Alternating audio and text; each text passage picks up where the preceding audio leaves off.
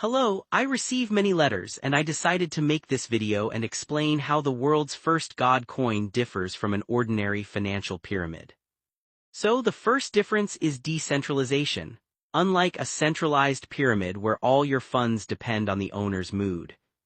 If he wakes up in a bad mood or simply doesn't like you, he blocks your account and you lose all your funds, or if he gets tired of the pyramid participants, loses his human mood and simply closes the project, cashes out all the funds and flies away by plane to Monaco or Italy or somewhere in the USA, so everything depends on a person's mood. This is the pyramid principle. When you are a participant in a pyramid, everything is centralized. The pyramid is more like an exchange. For example, the exchange took clients' funds and controls them.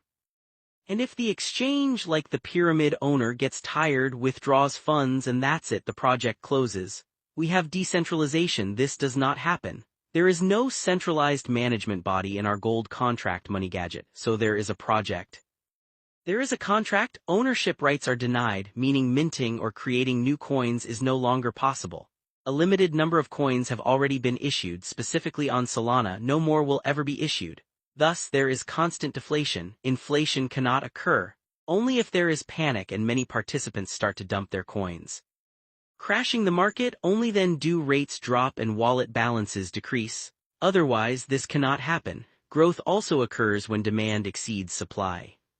There can be no soul management where someone dislikes something and the project is closed. No, because many small, medium, and large participants, mostly many small ones, store funds across many wallets. This creates stability. This never happens in pyramids. The next difference between a pyramid and the God cryptocurrency money gadget is pyramid. Look, every pyramid participant must invite a certain number of people. If the pyramid gives you 100 to 200% per year, you must invite 3 to 5 people per year for each person who joined the pyramid.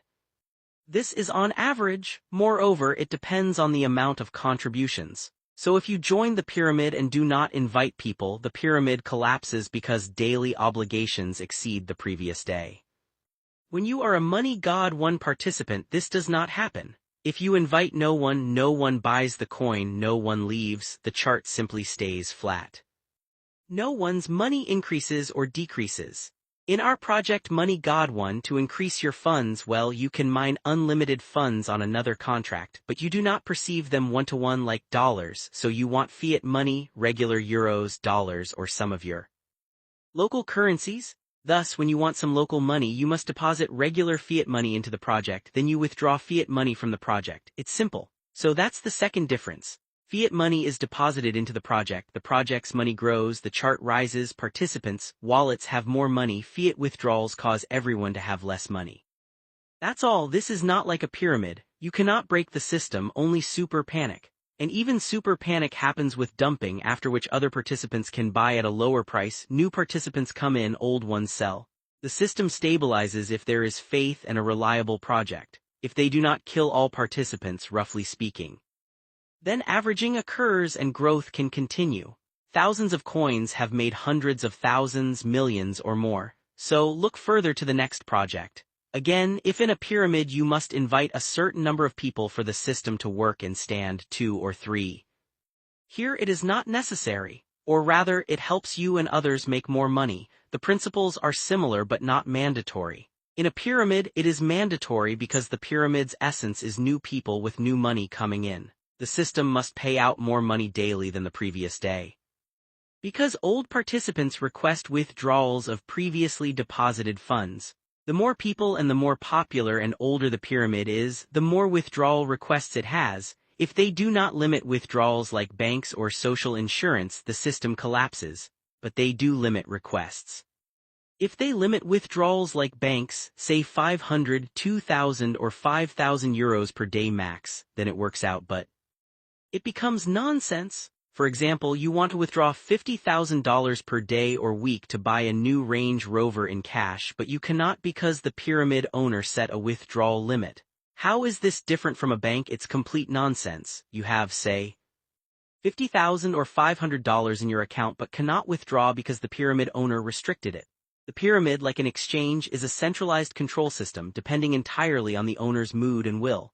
There might be 2 or 3 managers if any. Not all pyramids or similar financial instruments even have managers. That's your second main difference. So, people get greedy, get rich, want to buy cars, apartments, different properties, withdraw money from the project and thus close the project. We do not have this. This is the second difference.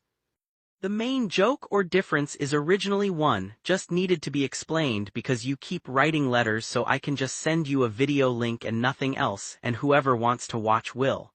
So decentralization means no centralized management. That's your financial literacy. Thanks to decentralization, it's the ideal, how for example Bitcoin was created by Satoshi. And so on. It's an ideal program, ideal decentralization maximally beneficial and protected project for people. People become custodians of money. Everyone stores funds themselves, for example, the second difference. In a pyramid you might have a wallet, like you write to me that you store cryptocurrency. You do not store cryptocurrency if you are in a pyramid. The wallet you have and believe you have funds and store crypto, you don't store anything. Only the pyramid owner stores funds. Whether I know him personally or not is another question. But the point is that only he stores the funds, not you. This is also like an exchange, a centralized exchange. You see some numbers on the screen or wallet that show you supposedly have money. But if it's not a Web3 wallet where you personally own the funds, then a single person or a group managing the exchange or pyramid owns the funds. That's all. At any moment, they use the money, buy villas in Monaco, buy real estate, apartments, cars, live for pleasure. Well, you believe you have funds in your account, but you don't have those funds because it's not a Web3 wallet. For example, we have Mgo Wallet, our own Web3 wallet. You can use our system or any other. You can export the wallet, import it into any other Web3 wallet. You don't have to use our wallet, we don't care. So your money is safe as long as you don't give your private key or seed phrase protecting your wallet or your cold wallet. There are different types. The wallet could be like a flash drive, not necessarily just numbers. So once you give it to someone, you can lose your funds. If you don't, you'll never lose them. For example, in France. I won't mention skin color or nationality. The founder of the Ledger wallet, one of the largest wallets in the world, was kidnapped. It's a multi-billion-dollar company. They got nothing because he didn't tell them the key or secret phrase, or they didn't find his flash drive. The money was maximally protected. Another advantage of our project? If you are in a pyramid, transferring $1 million in your national currency or dollars from country to country is a huge problem. Yes, I know people who just put millions in suitcases and flew with them in carry-on luggage without checks. It's possible but difficult. Also, if they see the million, they'll take it from you. Jews once transported money in gold, diamonds, even in their rectums. That was an option too. Today you can carry money on a flash drive. You don't need to carry 10,000 or 30,000 from country to country. With our cryptocurrency, it's possible. In a pyramid, the pyramid usually deals with a large amount of cash flows in cash because no bank will work with a pyramid. All participants and key public figures are compromised.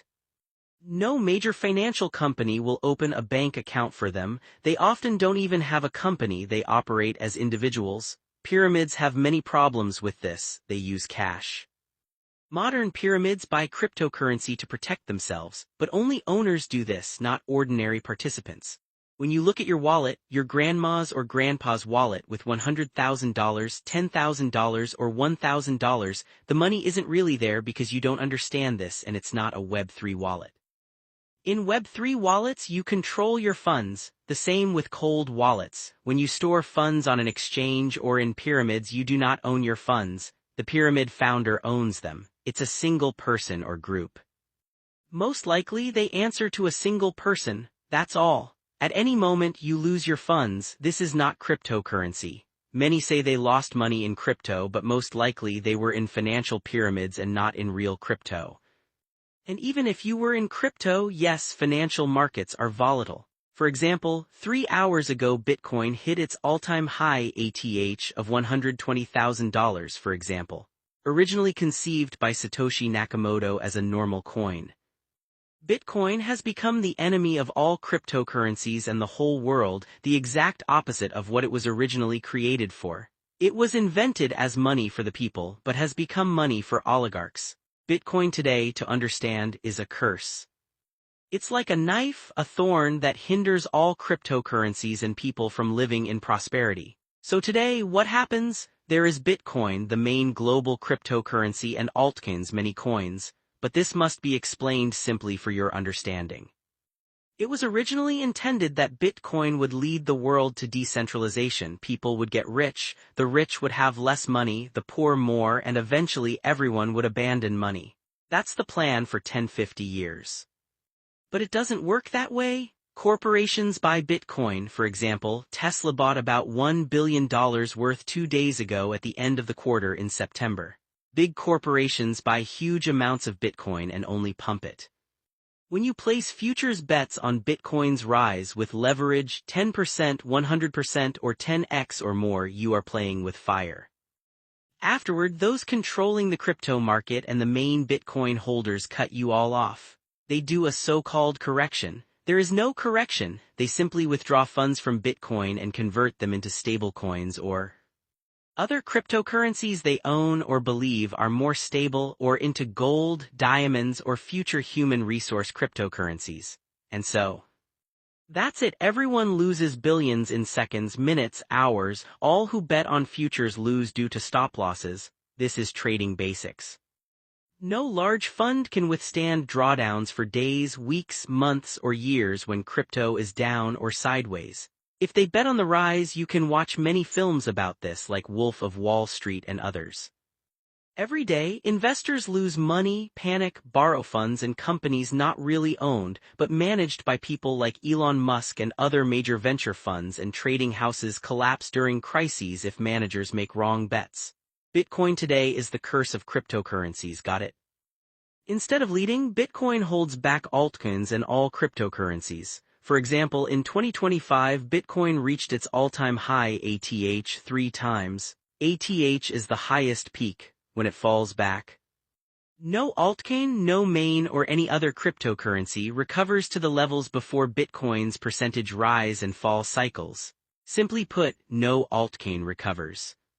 For example, in January when we launched our cryptocurrency, Bitcoin fell 40%, altcoins dropped up to 99% variously, some 30%, some 60%, some like fiat currencies.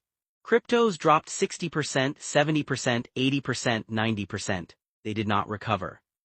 At the last Bitcoin drop about 1 or 2 weeks before this video was released, when Solana had its ATH of about $253 per coin, and now at Bitcoin's current 118K or 120K dollars or so. Solana did not recover to its previous level, staying around $230 or $226, not $250 as before the last drop. The point is Bitcoin keeps rising and is more expensive than before. All other cryptos lag behind because Bitcoin destroys all altcoins. It uses Bitcoin as a curse on all cryptocurrencies, so the poor don't get richer, the rich get richer. First rule. Second rule, during these sliding transactions they buy smaller cryptocurrencies to increase their share while others reduce theirs or panic sell. That's basically how the global crypto market works today, so we have another project in this direction, but you can't participate without hundreds of thousands or millions of dollars. Monetorland is cryptocurrency for the people, for everyone. These are the main principles explaining decentralization and centralization. Centralization is always dangerous. Countries are pyramids, banks are pyramids, the Fed is a pyramid, everything is a pyramid. Centralized systems control and enslave. In concentration camps, a normal cryptocurrency is decentralized if it has no backdoors. If it has a pure contract, if ownership rights are denied like ours, it's ideal decentralization like Satoshi Nakamoto invented. The number of coins is fixed, no mining, no new coins. It's easier this way to issue new coins today. It's a more modern, not outdated system. It's easier to develop. There is no centralization because centralization means a single management system and inflation. Wars continue to keep the pyramid going. Here, there is deflation. Deflation interests few except ordinary people who don't understand it, but decentralization is the ideal protection system for people. It's a custodianship system. Like some pyramids, original goldmine was custodianship and decentralization. This exists for us today but may not in 3-5 years. You might not enter the project under these conditions, but now it exists and is the best available because look. If in the system, say, a custodian system was pyramidal and you stored funds with investors, then at some point they tell you to transfer funds to a department, it means you lost control over your funds, you no longer store funds, a narrow group does. We don't have that, everyone stores funds themselves. Lastly, if you're interested in our project or ideas, there are many videos and accounts on social media. If you like it, you buy our coin. If you don't like me, someone else, or the project, you can withdraw the coin in one click. You can't do this in a pyramid. You cannot even credit funds to your wallet even if there's a supposed crypto wallet that doesn't exist. There is only a department wallet receiving funds and transferring them later to your wallets, showing you numbers instead of money. But you don't store the money. To store money, you must have access through your Web3 wallet to your direct wallet. Or if you trust a large exchange with huge reserves of billions or millions and you're okay with hackers not breaking in and stealing everything, that's a regular daily concern. You may store funds on an exchange, but if you don't have a direct wallet where you personally deposit and withdraw money without intermediaries or departments, you don't have cryptocurrency, you have nothing. So run away, that's all, bye.